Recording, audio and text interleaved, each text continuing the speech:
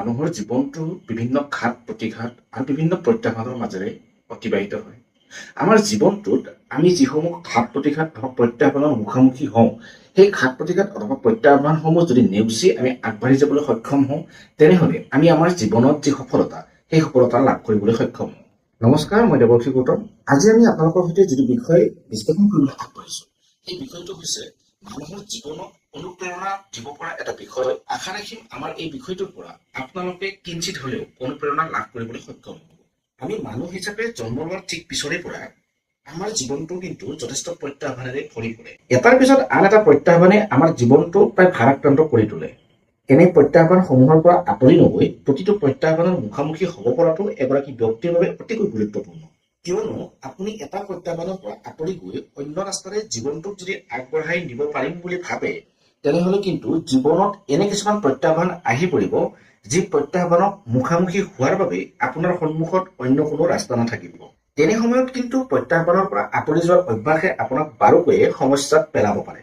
প্ৰত্যাহ্বানৰ মুখামুখি হ'ব পৰাকৈ আপোনাৰ নিজৰ মনটোক শক্তিশালী কৰিবলৈ আপুনি আকৌ অন্য এক যুঁজত নামি পৰিব লাগিব। গতিকে আমি জীৱনত সদায় এটা কথা মনত ৰখা উচিত যে জীৱনত যি ধৰণৰ প্ৰত্যাহ্বান নাহিলেও প্ৰতিটো প্ৰত্যাহ্বানৰ মুখামুখি হ'ব পৰাকৈ নিজকে প্ৰতিটো সময়তে প্ৰস্তুত কৰি ৰাখিব লাগে। আজি আমি আপোনালোকৰ সৈতে বিশ্লেষণ কৰিবলৈ যিটো বিষয় আগবাঢ়িছো, সেই বিষয়টো হৈছে ভাৰতীয় ক্ৰিকেট দলৰ নৱাগত যি সদস্য আকাশদ্বীপৰ জীৱনৰ বিষয়ে।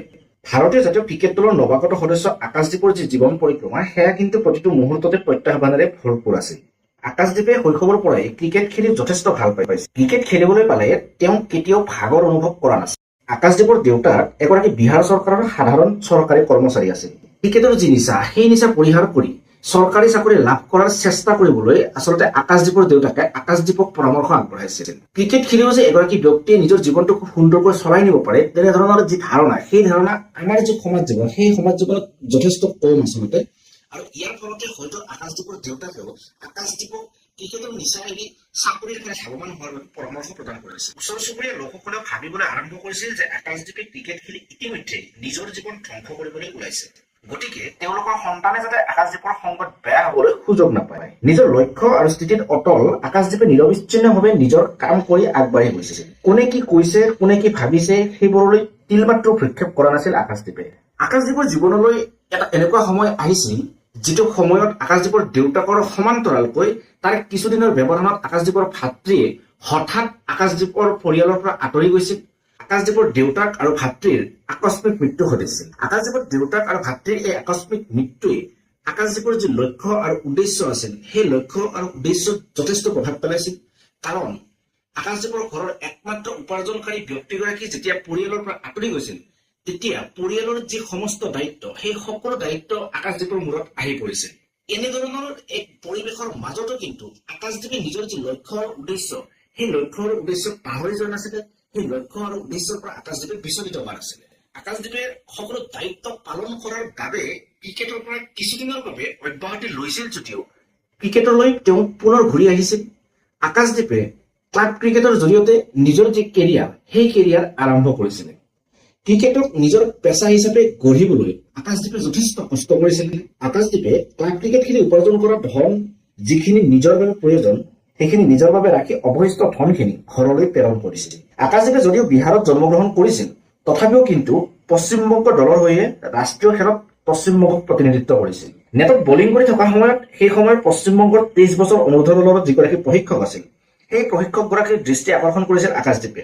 তাৰ পিছৰ পৰা আকাশদ্বীপে আৰু পিছলৈ ঘূৰি চাবলগীয়া হোৱা নাই।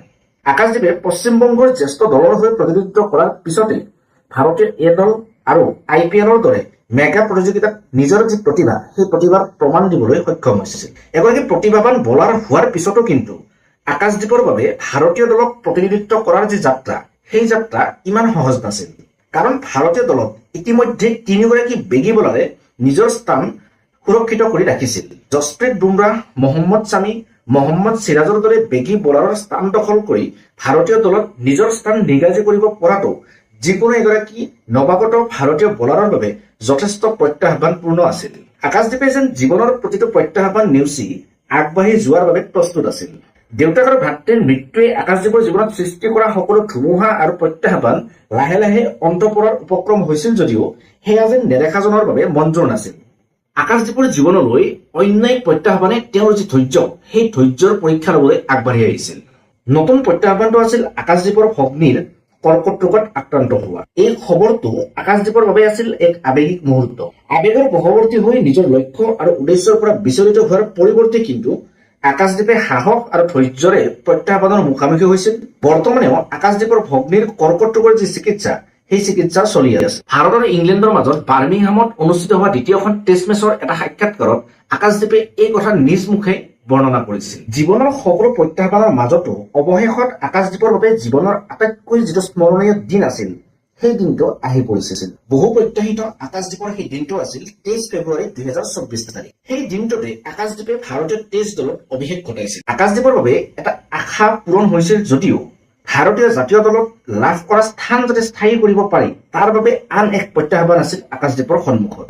নিজৰ লক্ষ্য আৰু উদ্দেশ্যত অটল থকা আকাশদ্বীপে নিজৰ স্থান ভাৰতীয় দলত স্থায়ী কৰাৰ বাবে চেষ্টা অব্যাহত আজিও ৰাখিছে। প্ৰায় 8খন টেষ্ট মেচত ভাৰতীয় জাতীয় ক্ৰিকেট দলক প্ৰতিনিধিত্ব কৰাৰ পিছতেই নিজৰ যি প্ৰভাৱ, সেই প্ৰভাৱ কিন্তু সকলোৰে সন্মুখত প্ৰতিফলিত কৰিবলৈ সক্ষম হৈছিল আকাশদ্বীপে। 2 জুলাই 2025 তাৰিখৰ পৰা ইংলেণ্ডৰ বাৰ্মিংহামত অনুষ্ঠিত হোৱা শৃংখলাৰ দ্বিতীয়খন টেষ্ট মেচত আকাশদ্বীপে ভাৰতৰ হৈ প্ৰথম ইনিংছত 4টা আৰু দ্বিতীয় ইনিংছত 6টা উইকেট দখল কৰি টেষ্ট মেচখনত সৰ্বমুঠ 10টা উইকেট লাভ কৰিবলৈ সক্ষম হয়। আকাশদ্বীপে এই প্ৰদৰ্শনৰ জৰিয়তে প্ৰতিগৰাকী ক্ৰিকেট অনুৰাগীৰ সমান্তৰালকৈ ক্ৰিকেট বিশ্লেষক আৰু সমালোচকসকলৰো দৃষ্টি আকৰ্ষণ কৰিবলৈ সক্ষম হয়। সততে কোৱা হয় যে ভাৰতীয় খেলুৱৈসকলে ভাৰতৰ বাহিৰে অৰ্থাৎ ইংলেণ্ড, অষ্ট্ৰেলিয়া বা সাউথ আফ্ৰিকাৰ দৰে দেশসমূহত যেতিয়া টেষ্ট মেচ খেলিবলৈ যায়, বিশেষকৈ টেষ্ট মেচত ভাৰতীয় খেলুৱৈসকলৰ যি প্ৰদৰ্শন, সেই প্ৰদৰ্শন যথেষ্ট উন্নত হোৱা দেখিবলৈ পোৱা নাযায়। কিন্তু বৰ্তমান সময়ত ইংলেণ্ডত যিটো শৃংখলা চলি আছে, সেই শৃংখলাটোত ভাৰতৰ প্ৰতিগৰাকী খেলুৱৈয়ে বেট, বল আৰু ফিল্ডিং আটাইকেইটা দিশতে উজলি উঠা পৰিলক্ষিত হৈছে। যদিও ভাৰতীয় দলটো যুৱ দল, তথাপিও কিন্তু যুৱ দলটোৰ প্ৰতিগৰাকী সদস্যই ভাৰতীয় দলক প্ৰতিনিধিত্ব কৰাৰ যি দায়িত্ব, সেই দায়িত্ব খুব সুন্দৰকৈ ৰূপায়ণ কৰিছে। তেওঁলোকে সেই দায়িত্ব সম্পূৰ্ণৰূপে নিৰ্বাহন কৰিছে। ভাৰতীয় ক্ৰিকেটাৰসকলৰ প্ৰদৰ্শন বেয়া হোৱা বুলি বিশেষকৈ ইংলেণ্ড, অষ্ট্ৰেলিয়াৰ যি ভূমি আছে, সেই ভূমিত গৈ ভাৰতীয় ক্ৰিকেটাৰসকলে ভাল খেলিব নোৱাৰা বুলি যি অপবাদ আছে, সেই অপবাদৰ যি উচিত প্ৰত্যুত্তৰ আকাশদ্বীপৰ এই প্ৰদৰ্শনে কিন্তু তাৰ সুন্দৰ প্ৰত্যুত্তৰ দিয়া বুলি আমি ক'ব পাৰোঁ। বিভিন্ন প্ৰত্যাহ্বান নেওচি জীৱন যুঁজত বিজয়ী হ'বলৈ আগবাঢ়ি যোৱা আকাশদ্বীপে আৰোহণ কৰক সফলতাৰ শিখৰত। আকাশদ্বীপৰ প্ৰতিভাই উজ্জীৱিত কৰি তোলক ভাৰতীয় ক্ৰিকেটক। ক্ৰিকেট জগতৰ অনুৰাগীসকলৰ সমান্তৰালকৈ আমিও আকাশদ্বীপলৈ জ্ঞাপন কৰিছো অফুৰন্ত মৰম আৰু শুভেচ্ছা। আমাৰ আজিৰ এই ভিডিঅ'টো আমি ইমানতে সমাপ্ত কৰিছো। আমাৰ আজিৰ এই ভিডিঅ'টো চাই আপোনালোকে যদি কিঞ্চিত পৰিমাণে হ'লেও অনুপ্ৰেৰণা লাভ কৰিছে, তেনেহ'লে সেই কথা আমাক কমেণ্ট বক্সত জনাবলৈ নাপাহৰিব। আগন্তুক দিনত আপোনালোকে কেনেধৰণৰ ভিডিঅ' চাবলৈ বিচাৰে তাৰ বিষয়ে আমাক কমেণ্ট বক্সত জনাওক। আমি নিশ্চিতভাৱে চেষ্টা কৰিম আপোনালোকৰ মন পচন্দৰ ভিডিঅ'সমূহ আপোনালোকৰ ওচৰলৈ লৈ যাবলৈ। আকৌ এটা নতুন ভিডিঅ'ৰ সৈতে অতি সোনকালে আপোনালোকক লগ পোৱাৰ প্ৰতিশ্ৰুতিৰে আজিলৈ ধন্যবাদ।